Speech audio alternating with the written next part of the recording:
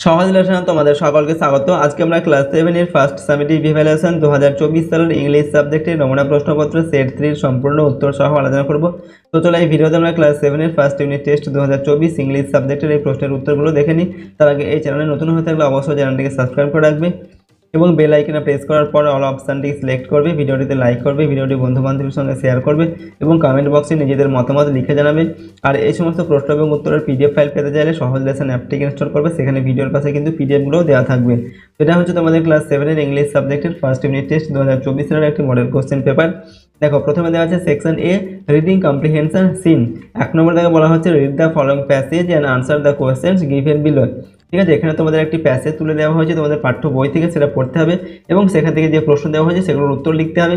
তো এই প্যাসেজটি তোমাদের lesson 1 the book of nature সেখান থেকে কিন্তু দেওয়া হয়েছে। দেখো কি বলা হচ্ছে, when you and I are together you often ask me questions about many things and I try to answer them। অর্থাৎ কি বলা হচ্ছে না, যখন তুমি এবং আমি একসঙ্গে থাকি, ঠিক আছে, তখন প্রায়ই তুমি আমাকে অনেক প্রশ্ন জিজ্ঞাসা করো এবং আমি সেগুলোর উত্তর দেওয়ার চেষ্টা করি। ওকে, নাও মানে কি এখন that you are at Mussoorie, এখন তুমি যেহেতু মুসৌরিতে আছো, মুসৌরি হচ্ছে একটি জায়গার নাম, and I am in Allahabad এবং আমি আছি এলাহাবাদে। We can not have this talk, আমরা এই ধরনের কথাবার্তা আর নিজেদের মধ্যে বলতে পারি না। আই অ্যাম দেয়ার ফর, সেই জন্য আমি গোয়িং টু, দেয়ার ফর মানে কি সেই জন্য বা সুতরাং, ঠিক আছে, going to write to you from time to time shorts account of the story of our earth. ঠিক আছে, অর্থাৎ আমাদের পৃথিবী সম্পর্কে আমি সেই জন্য কী করবো, তোমাকে সময় সময় টাইম টু টাইম মানে সময় সময় বা নিয়মিত ছোট ছোট গল্প লিখে পাঠাবো। ঠিক আছে, অ্যান্ড দ্য ম্যানি কান্ট্রিজ এবং বিভিন্ন অনেক দেশ সম্পর্কে তোমাকে লিখে পাঠাবো। গ্রেট অ্যান্ড স্মল, গ্রেট মানে কি এখানে বড়, ঠিক আছে, বড় এবং ছোট ছোট যে দেশ রয়েছে সেগুলো সম্পর্কে তোমাকে লিখে পাঠাবো। Into which it is divided, এটার মধ্যে এগুলি ডিভাইডেড মানে বিভক্ত, অর্থাৎ এই পৃথিবীর মধ্যে যে দেশগুলি বিভক্ত রয়েছে, ঠিক আছে, ছোটো বড়ো দেশ, এই সমস্ত সম্পর্কে আমি তোমাকে সময় সময় গল্প লিখে পাঠাবো। ঠিক আছে, এটা জওহরলাল নেহরু তার মেয়েকে বলছেন। ঠিক আছে, you have read a little about English history and Indian history. Okay, তো এখানে কী বলা হচ্ছে না, তুমি ইংলিশ হিস্ট্রি এবং ইন্ডিয়ান হিস্ট্রি সম্পর্কে কিছু পড়েছো, but England is only a little island, কিন্তু ইংল্যান্ড হচ্ছে একটি ছোট্ট একটি আইল্যান্ড বা দ্বীপ, অ্যান্ড ইন্ডিয়া এবং ভারতবর্ষ দো আ বিগ কান্ট্রি, যদিও একটি বড় দেশ, is only a small part of the earth surface, তবুও এটা কি হচ্ছে পৃথিবীর উপরে একটা ছোট্ট একটা অংশ মাত্র। ঠিক আছে, ভারতবর্ষটা। If we want to know something about the story of this world of ours, অর্থাৎ আমাদের এই পৃথিবীর সম্পর্কে যদি আমরা পৃথিবীর গল্প সম্পর্কে যদি আমরা কিছু জানতে চাই, we must think of all the countries, আমাদের সমস্ত দেশ সম্পর্কে ভাবতে হবে। ঠিক আছে, অ্যান্ড অল দ্য পিপলস এবং সমস্ত মানুষ সম্পর্কে ভাবতে হবে, দ্যাট হ্যাভ ইনহ্যাবিটেড ইট, যে মানুষগুলো সেই সমস্ত দেশে বাস করে, ঠিক আছে, তাদের সম্পর্কে। And not merely of one little country where we may have been born, এবং আমরা যে দেশে জন্মগ্রহণ করেছি শুধুমাত্র সেই ছোট্ট দেশটির সম্পর্কে ভাবলেই কিন্তু আমাদের চলবে না। ঠিক আছে, পৃথিবীর সম্পর্কে জানতে হলে আমাদের পৃথিবীর সমস্ত দেশ এবং সেই সমস্ত দেশে যে সমস্ত মানুষ বসবাস করে তাদের সব কিছু সম্পর্কে কিন্তু আমাদের জানতে হবে। ঠিক আছে, এটা হচ্ছে তোমাদের প্যাসেজ। দেখো এবার কি প্রশ্ন দেওয়া আছে, তো প্যাসেজটির বাংলা অর্থ এখানে রয়েছে, তোমরা চাইলে বাংলাটি এখান থেকে পড়ে নিতে পারো। ঠিক আছে, দেখো এখানে প্রথম প্রশ্ন কি দেওয়া আছে, নাম্বার এতে tick the correct alternatives 1 × 2 = 2। Okay, number একে দেওয়া আছে the daughter has read a little about, অর্থাৎ ডটার বলতে কি এখানে মেয়ের কথা বলা হচ্ছে, জওহরলাল নেহরুর মেয়ের কথা বলা হচ্ছে। ঠিক আছে, সে অল্প বিস্তর পড়েছে, কি পড়েছে, English history, Indian history, both A and B, ঠিক আছে, ইন্ডিয়ান কালচার। তো এখানে কী হবে, বোথ এ অ্যান্ড বি, অর্থাৎ ইংলিশ হিস্ট্রি এবং ইন্ডিয়ান হিস্ট্রি, ঠিক আছে, এই দুটো সে পড়েছে। ঠিক আছে, তো এখানে অপশান সি এরটা সঠিক উত্তর হবে। 2 নম্বর হচ্ছে according to the above passage the author writes from Allahabad, Mussoorie, England, Japan, অর্থাৎ according to the above passage, ওপরে যে প্যাসেজটা আমরা পড়লাম সেই প্যাসেজটা অনুসারে লেখক কোথা থেকে লিখছেন, এটা এলাহাবাদ থেকে লিখছেন। ঠিক আছে, তিনি বলেছেন কি আমি আছি এলাহাবাদে, তুমি আছো মুসৌরিতে, মেয়েকে বলেছেন। এটা হচ্ছে অপশান এটা সঠিক উত্তর হবে, তিনি এলাহাবাদে রয়েছেন।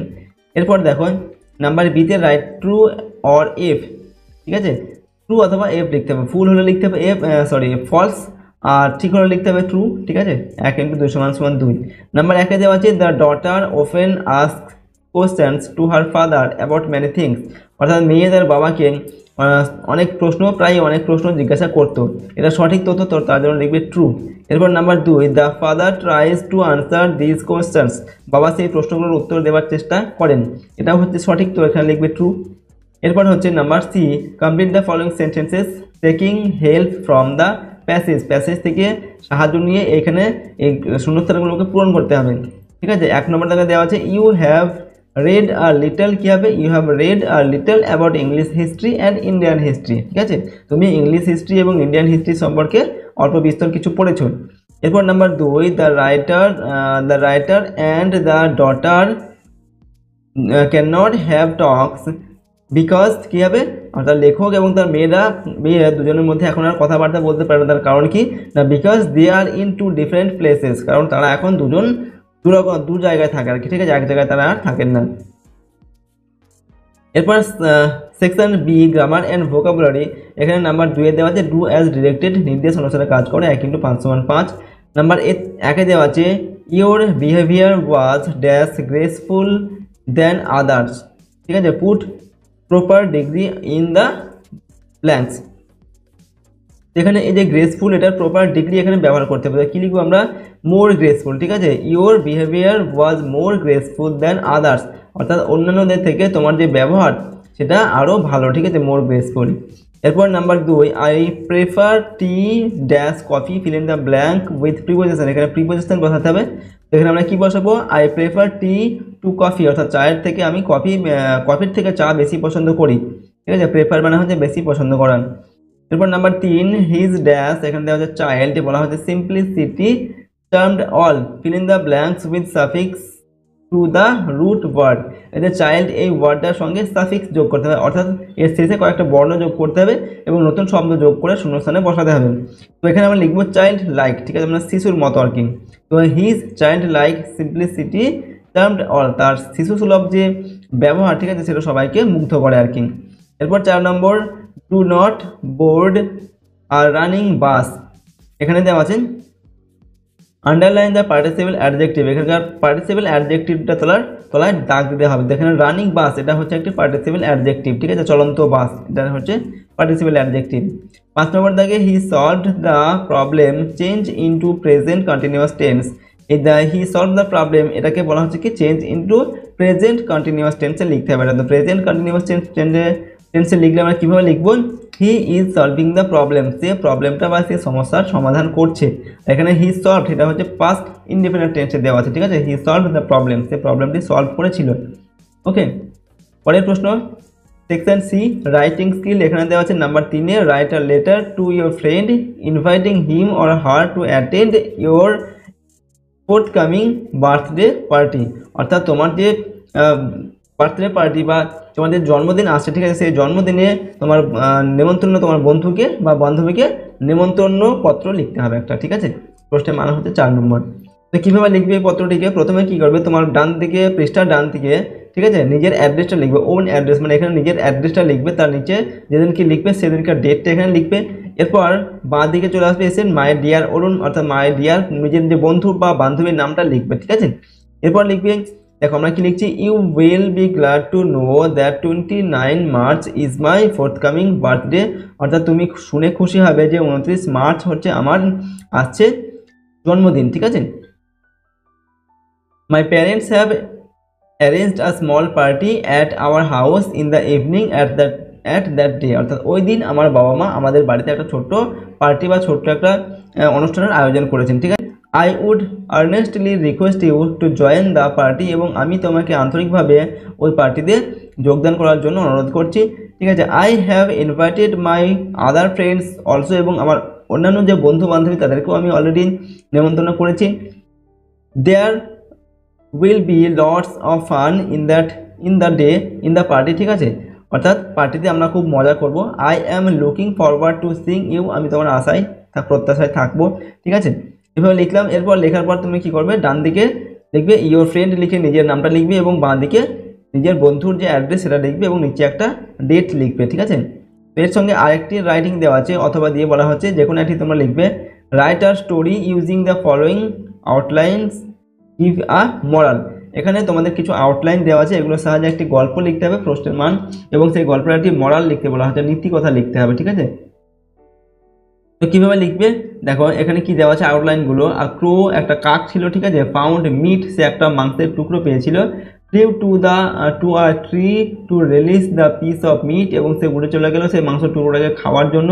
ঠিক আছে, ক্লেভার ফক্স স একটা চালাক খ্যাকসেলে সেটা দেখতে পেলো, set two crow to Singh সে কাককে গান গাইতে বললো, মিট ফেল মাংসের টুকরোটা পড়ে গেল মুখ থেকে, ফক্স টুক ইট খ্যাকসেলে সেটাকে নিয়ে নিল, ক্রো স্যাড কাক দুঃখী হয়ে গেল, ফ্লিউ অ্যাওয়ে এবং উড়ে চলে গেল।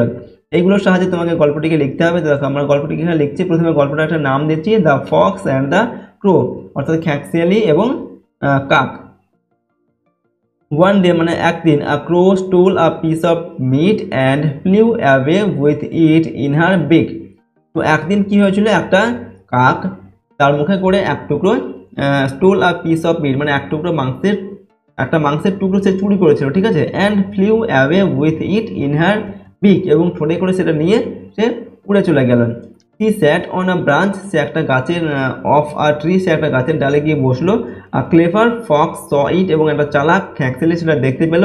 হি ওয়াজ গ্রিডি, সে খুব লোভী হয়ে পড়লো। He wanted to have the piece of meat, এবং সে সেই মাংসের টুকরোটা পেতে চাইল। তো the fox walked to the foot of the tree, সুতরাং সেই খ্যাকসেলি সে গাছের নিচে চলে গেল, যে গাছের ডালে কাকটা বসেছিল। ঠিক আছে, good morning Miss Crow loudly said the fox to draw attention of the crow, অর্থাৎ কাকের যে অ্যাটেনশন বা মনোযোগ আকর্ষণ করার জন্য সে খ্যাকসেলি কি বললো, গুড মর্নিং মিস ক্রো। ঠিক আছে, এটা বললো। হি আগেন সেড, এবং সে আবার বললো কি, how nice you look today, তোমাকে আজকে কতই না সুন্দর লাগছে। How beautiful your bright eyes, তোমার bright eyes and glossy feathers আর। ঠিক আছে, তোমার যে আইস মানে কি চোখগুলো কি উজ্জ্বল বা কি চকচকে। ঠিক আছে, কি সুন্দর চোখ, অ্যান্ড গ্লসি ফিদার্স আর, এবং তোমার পালকগুলো খুব চকচকে। ঠিক আছে, এরকমভাবে প্রশংসা করতে লাগলো। দ্য ফক্স কন্টিনিউড, অর্থাৎ খ্যাকসেলি আরও বললো কি, the you are so beautiful, তুমি খুবই সুন্দর, and your voice must be very sweet, এবং তোমার যে গলার স্বর সেটাও খুব সুন্দরই হবে।